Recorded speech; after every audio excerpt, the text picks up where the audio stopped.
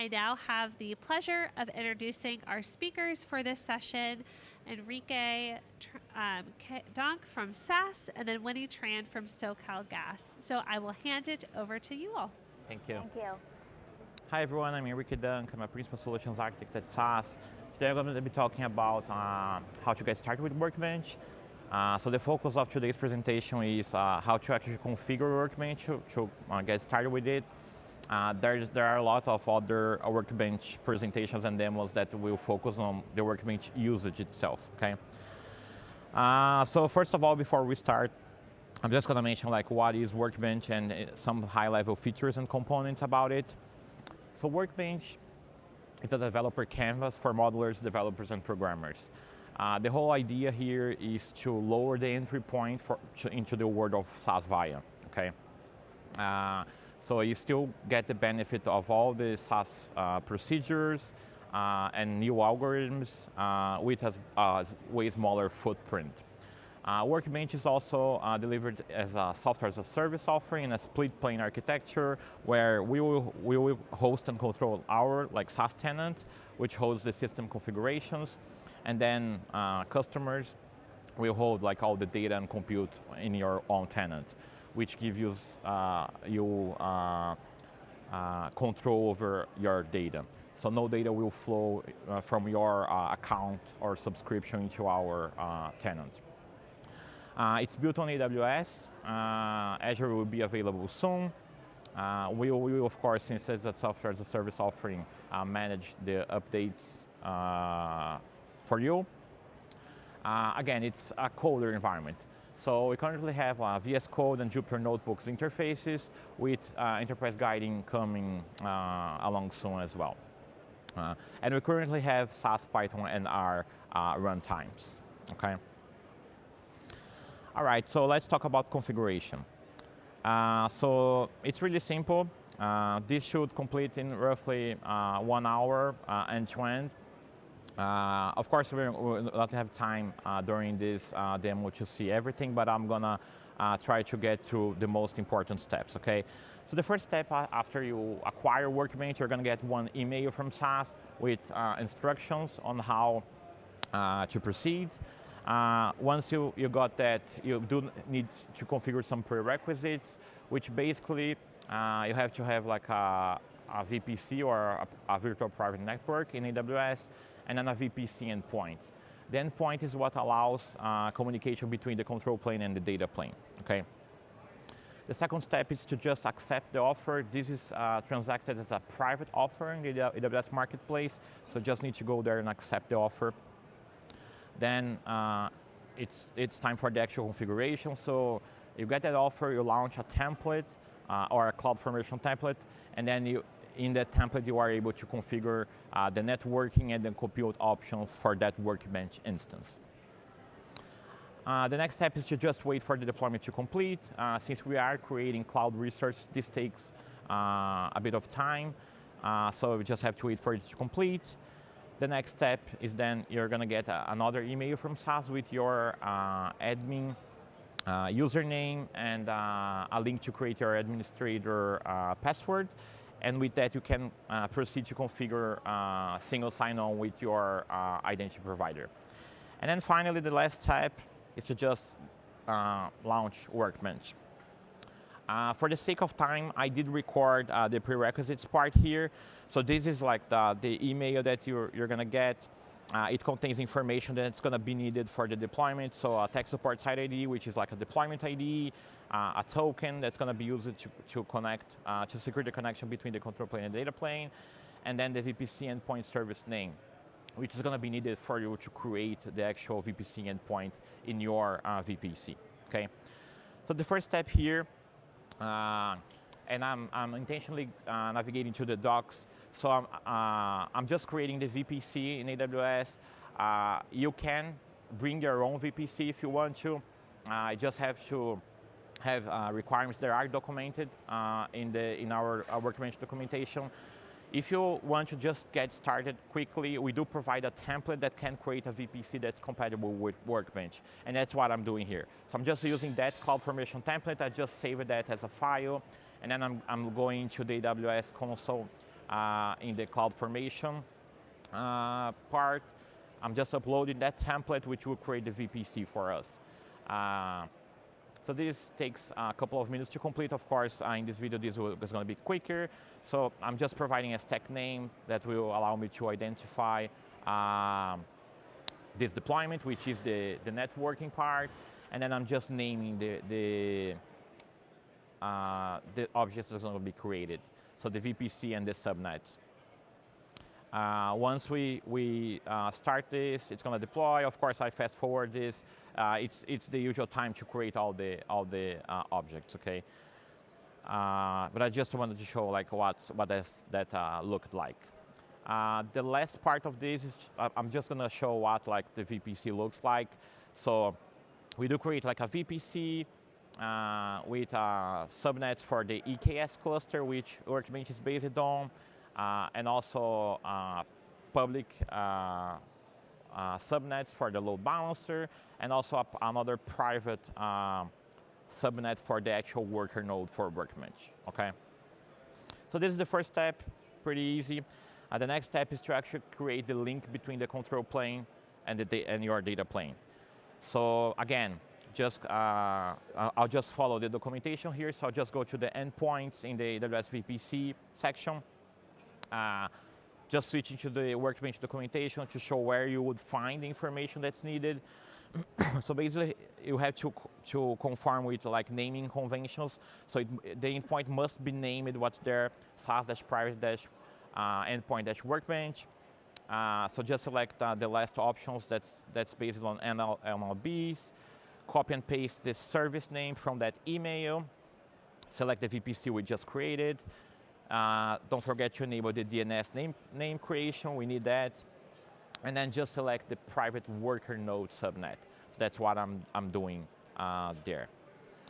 Last steps is to just select a security group, which is required. I'm just selecting the default one for the VPC, but you could create another one if you require it.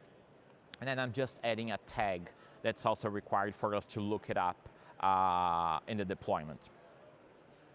I also fast forward a little bit this video because this keeps pending for a few minutes, but then I'll just fast forward to show where it became available, okay?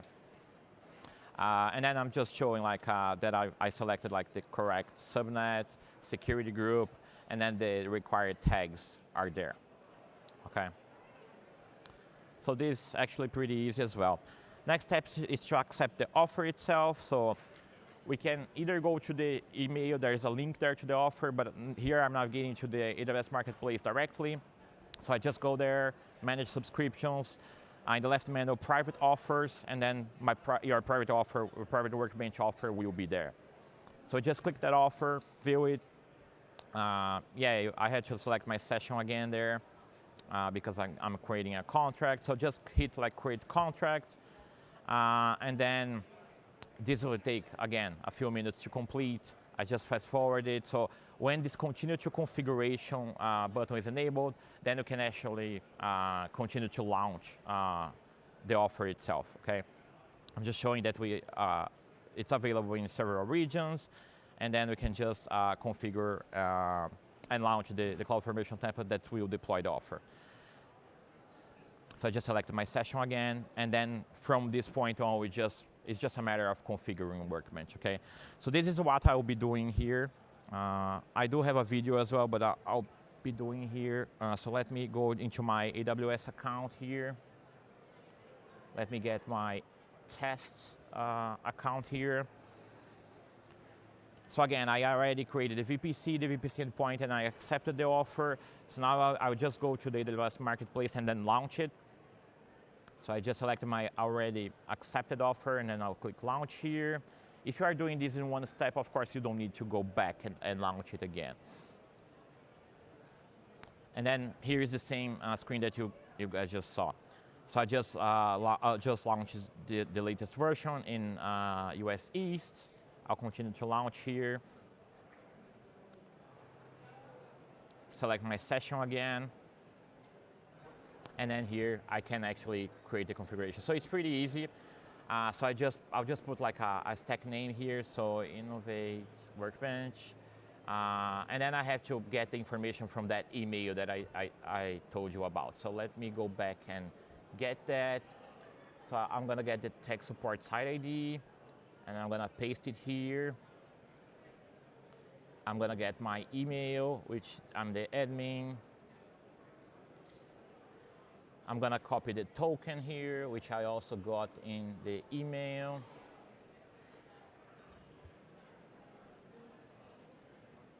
The same thing for the VPC endpoint service name.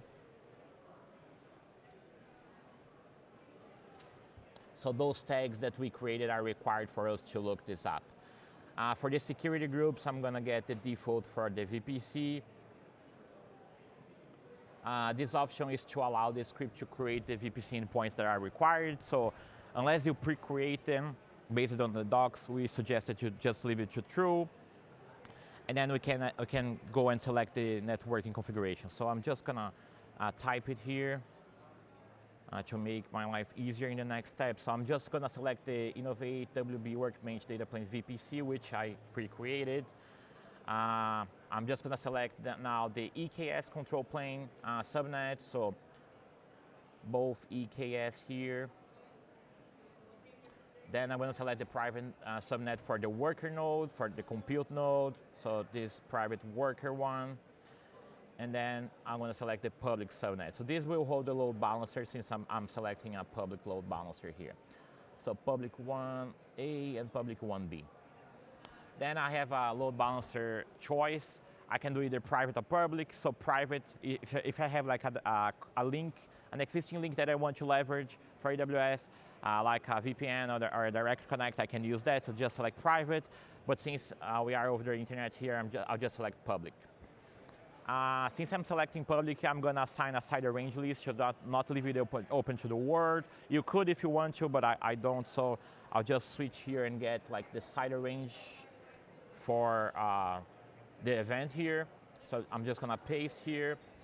And then I have the choice of the compute instance types, small, medium, and large. Just select a number of nodes here, maximum number of nodes, so 2 for instance. And then I want to deploy GPU for now. So just hit next here. You just have to scroll down here and then check the box here that you acknowledge that it will create resources with custom names. Just hit next again, and then you have one more chance to validate the values that you selected here. And then if it all looks good, you can just scroll all the way down and then hit submit. Okay, so what this will do, this will deploy, create all the roles that are needed for the deployment, and it will also create a deployer VM. This deployer VM will then connect to the control plane. It will get the system configuration and then apply that configuration in your data plane. So this process here, this one is pretty quick. It's going to take like 3 to 4 minutes, but then the actual deployment process is going to take roughly like 20 to 25 minutes. So we won't have time to actually wait for this. I do invite you guys over the booth of the Innovate Via Workbench booth, which I am. I can show you like this completing if you want to. So while we wait for this, I want to go back to my slides here. And then now it's a great time to talk about a real customer experience, right? So because no one's better to talk about it than actual customers. So I have Winnie Tran with me here, and she's going to talk about like her real experience of deploying Workbench in her tenant.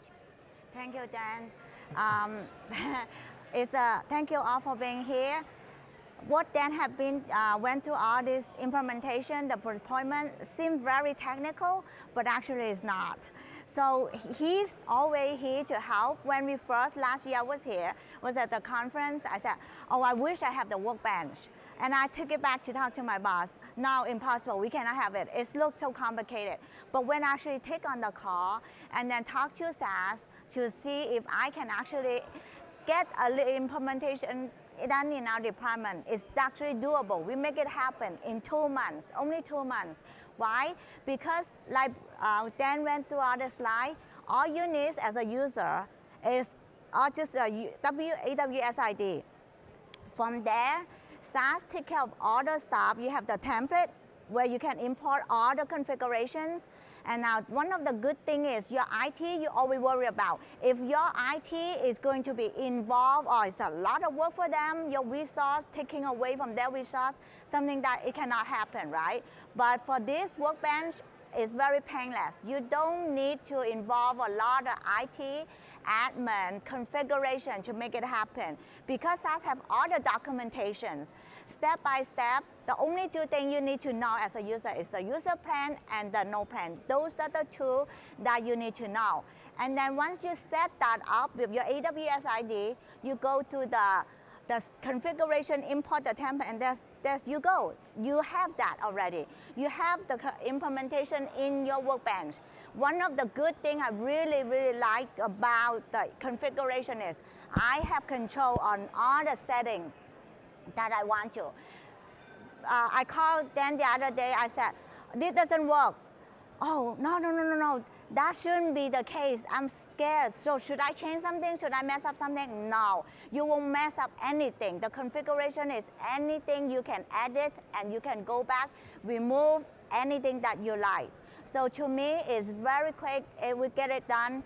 User experience is awesome. I'm very glad that I have the workbench with me in just 2 months, and we're still using it. In a bit, after Dan was talking, I will provide use case of why we think this is a win-win situation for us of using the SAS Workbench. Thank you, Amy. So I'm just gonna go like what would happen next. So this step is to just wait for the completion. So you can do that by monitoring the AWS Cloud Watch logs. So I just highlighted the messages that you want to look for. So the first one is like customer has been initialized. Then the second one is like all the resources were created. We do use Terraform under the hood to create the infrastructure. And then the last one is like the Argo CD, which is the CI/CD tool that we use, was configured successfully. And once it does, it will just capture the load balancer address and then send it back to us so that we can like configure all the DNS required. And that's it. So this is what like what a successful deployment looks like. The next step is to get the second email, and then with this you can create like the admin username and password and then configure SSO. I'll just quickly go over this. We do have like guides on how to configure SSO to common identity providers such as like Azure Active Directory or Entra ID, Okta, and others too. So I'm just like showing how you can create like the password, the admin password. You select a domain that's going to be used for your Workbench instance. Based on this domain, we're going to redirect the user to your identity provider. And then this is an Okta one. I just like cut off the actual Okta part. But it's just like OpenID Connect, so just like a client ID secret. It's a web application, and you just need like the well-known configuration URL. So it's like pretty straightforward to do as well. Okay, and then once that's done, yeah, just showing the configuration here. Depending on the IDP, you do have to add like additional scopes. That was the case for my Okta instance there, which I'm doing now.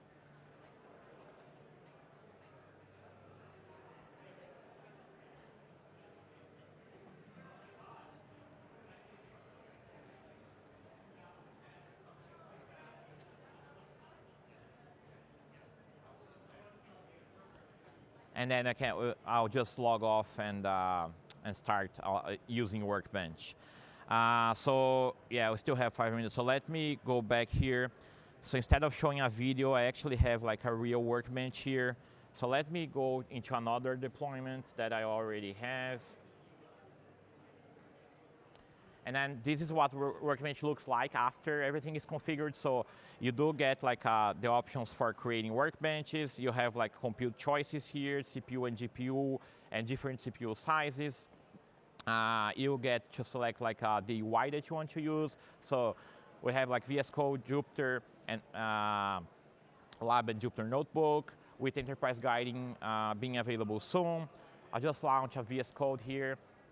And what I have here is I just have like some SAS code that will connect to several data sources to get data. It will join them together, train a model, score the model, and then put the scored data into S3 so that it can be used downstream. One thing, if you are not familiar with the SAS extension for VS Code, it does support SAS notebooks. So this is a nice way of like blending markdown and code and results. So I'll just clear all the outputs here. So basically here I'll just run it all, but I'm reading like part of my data from Redshift, and then I'm just displaying the top, like the head, like 5 rows. Same thing with Snowflake, Oracle, Synapse, which uses the SQL Server, Driver, Postgres, and then Parquet stored in S3, which is pretty common. And then I just, and of course local data, right? Especially for users coming from SAS, local data, like you probably have a lot of that, so you can still use that.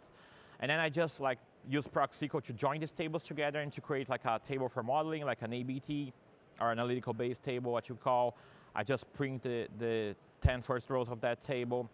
And here I'm using a new procedure that's based on Viya algorithms. So this is not available in SAS 9, so this is proc log select. So it uses the new algorithms without the need for a cache server. So I'm using that procedure to create a model here. I'm outputting the score code here to a file. And then I can use that, that generated score code to then score my other scoring ABT. So here I'm just like scoring this data based on this generated model. So I'm generating predictions, and then the last step is to upload that scored table into S3 so that it can be used downstream. So a very quick and easy example on how this would be used. Okay. So now, yeah, back to Ian. If you want to wrap it up with like your use case, that would be great. Thank you, Dan. Yeah. So, as you can see, what Dan demo here is very simple to use, but you actually don't get to experience it until you tried it out. I'm the user with SAS many years, and I have SAS 9. I'm the organic data step. Okay, I don't want to have messed with my Python code and all these things, create all this complication. The Workbench is actually a very, very good use case for us. For our company, we want to preserve the things that we want to leverage what we have, which is the SAS code. We have been having all the SAS code. We cannot convert everything into Python. So the Workbench is what we are using. We have the code, which is for the SAS code, and then we also have the newbie who come in for the Python. So those we are embedded, integrated in one session, which is the Workbench, and then we can just hand it off to the developer. Here's the whole SAS code. The whole program, you can use it, and then they can just run it. Because Python has a lot of different visual and analysis, it's very, very good to put it all together. Instead of bringing all this new implementation, all the new software that can integrate two different code, and we figured out that something that the Python cannot use SAS code, and only SAS can integrate Python. One of our use case that we bring this on board is we have the longitude and the latitude, where we can already have a process in SAS, but the Python is just running the API for getting the distance. To blend those two together, we don't have to use or spend any cost to process the data. So the Workbench is able to let us to leverage what we have and also bring in the new API information from Google. Thank you, Ian. So we don't have time for questions, but I do invite you guys over to our booth, which I can answer those questions if you have them. Thank you. Thank you.